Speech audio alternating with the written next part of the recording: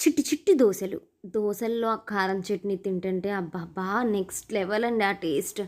మరి దానికోసం దోస పిండి తీసేసుకున్నాం. దాంట్లో తాలింపు వేసుకున్నాం. ఒక కళాయిలో అన్ని తాలింపు దినుసులు, ఉల్లిపాయలు, పచ్చిమిర్చి, కొంచెం సాల్ట్ అన్నీ వేసుకొని కలుపుకున్నాం. ఈ మిశ్రమం అంతా దోస బ్యాటర్‌లో మిక్స్ చేసుకోవాలండోయ్ బాగా. దాంట్లో కొంచెం అంతా కొత్తిమీర వేసి కలుపుకోవాలి. కలుపుకున్న పిండిని చక్కగా అలా తీసుకెళ్ళి చిన్న చిన్న బుజ్జి బుజ్జి దోసెల్లాగా వేసేసుకొని కొంచెమంత ఆయిల్ అలా స్ప్రెడ్ చేసుకొని మూత పెట్టుకొని కుక్ చేసేయాలి. అంతే దాన్ని ఫ్లిప్ చేసేసుకోవాలి. అంతే రెడీ అయిపోయింది. దానికోసం మళ్ళీ కారం చట్నీ అండోయ్! ఈ కారం చట్నీ ఉంటుంది. నెక్స్ట్ లెవెల్ అండి అసల. చిన్న ఉల్లిపాయలు వేసుకుంటే దొరికితే వేసుకోండి చిన్న ఉల్లిపాయలు బావుంటాయి. లేదా అలా చేసేసుకోండి పెద్ద ఉల్లిపాయలతో. అసలు ఈ చట్నీయే దీనికి నెక్స్ట్ లెవెల్ టేస్ట్ అనమాట. నా బుజ్జి దోసలు. నా బుజ్జి దోసల్లో అలా చట్నీ తింటుంటే అబ్బబ్బబ్బబ్బా!